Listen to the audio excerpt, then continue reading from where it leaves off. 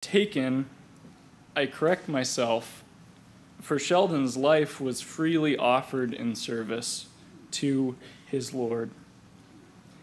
And I know we've all seen so many ways in which that life was used to glorify our Father. And the one memory that has just continued to come up for me over the past few days, I sort of wonder why, because it's nothing significant and nothing that really involved me or anything, but I remember clearly one day at a lab at school for aviation aircraft maintenance. I don't know if Sheldon was late to class or what, he may not have been, but I remember him coming in with a big gash on his hand and it was bleeding, and it turned out that he had come across a car stopped on the side of the road and got out, and there was a woman who had a flat tire, and in reaching around the back of the tire because it was so badly blown out, he cut his hand on the cords of the tire. And that's just the memory that keeps surfacing for me, because that's who Sheldon was. Of course he was going to stop and help, and of course he would sacrifice, and he would think nothing of it, because that was the servant that he was.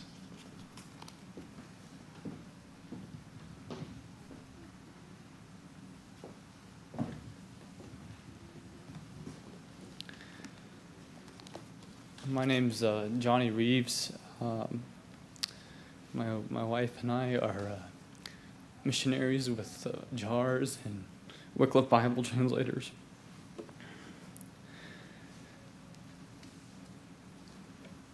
Sheldon lived with me during college. We were part of the same flight program, and we lived in an old rental house that, according to Sheldon's sisters, was a cultural experience when they visited.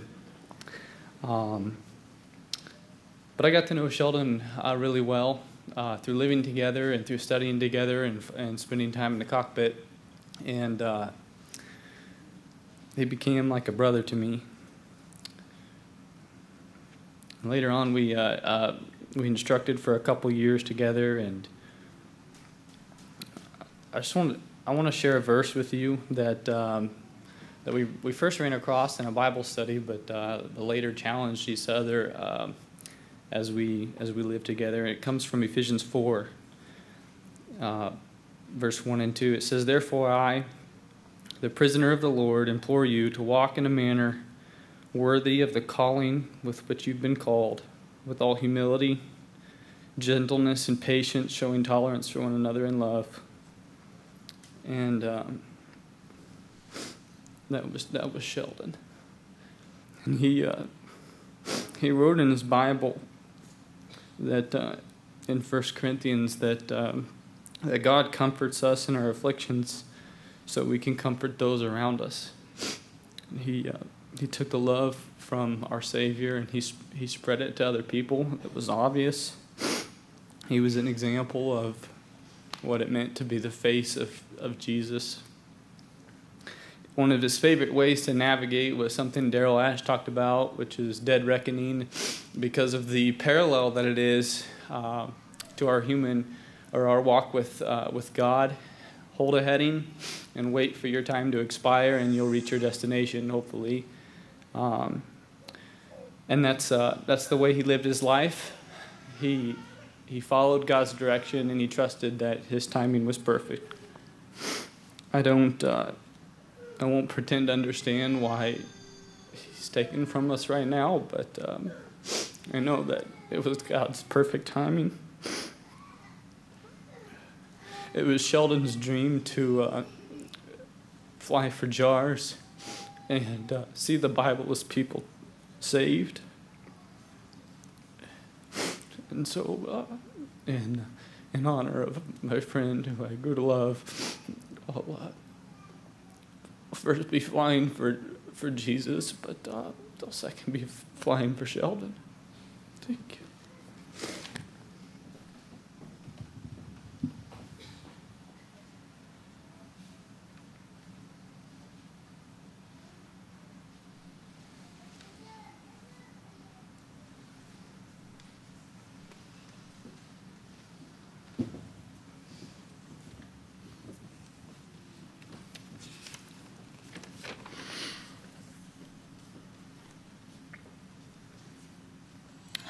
Sheldon, my dear brother. You were a strong pillar in the family. Your quiet, soft strength was what I needed more times than I realized. I missed that already. I walked the trails at camp today, and I had a flood of memories. Jumping on the trampoline, to eating in Chuck Wagon, to playing with Roxy, to dressing up in Daddy's boots and hat. So many memories that I'll hold close forever. I have memories of taking science and math classes with you in high school. You pushed me to study because tests became a competition. I would study so hard, and you would hardly ever study, and you still beat me every time. I hated losing to you, but always took time. Oh, wait. I hated losing to you, but you made me a better person. The last several years, you always took time to ask what my dreams were. You wouldn't let me settle for second best, but encouraged me and pushed me to set my sights high and work towards my dreams. I always loved that about you. You dreamed big and were living out those dreams. Sheldon, you were always the first to try new things and succeed. I shouldn't be surprised that you accomplished what God had for you and planned for you on earth and called you home first. I'm jealous. But I know now that heaven has someone I love dearly. I love you, Sheldon, and I'll see you soon.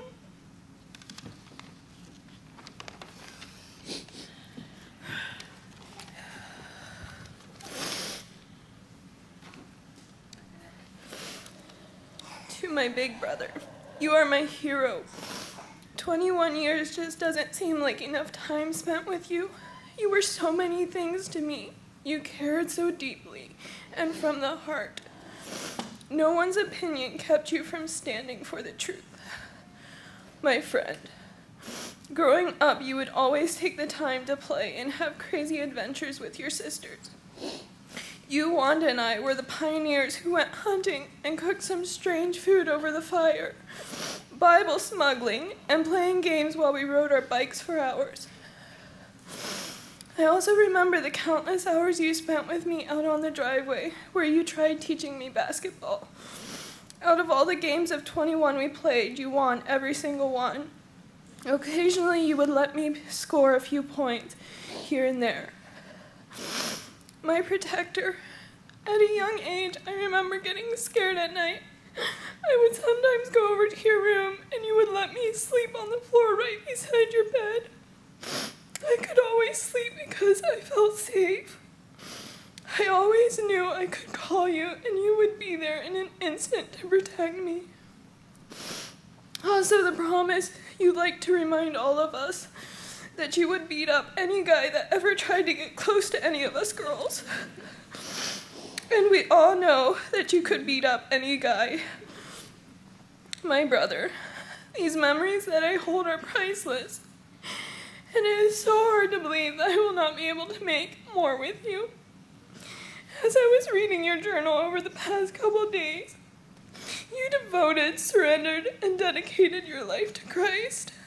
Your past couple entries were in Revelations, and you talked about heaven. Your last entry, you asked God to come quickly. He did, Sheldon. He took you home. It causes pain, but your life was a testimony, and you will live on in our hearts.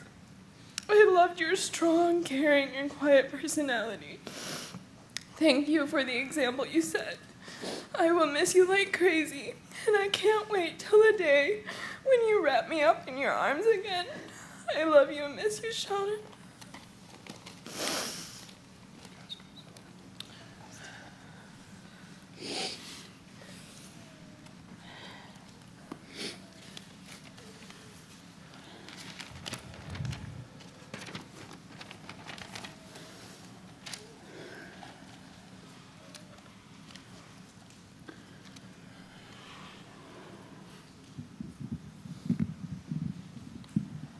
He did dearly love each one of his sisters.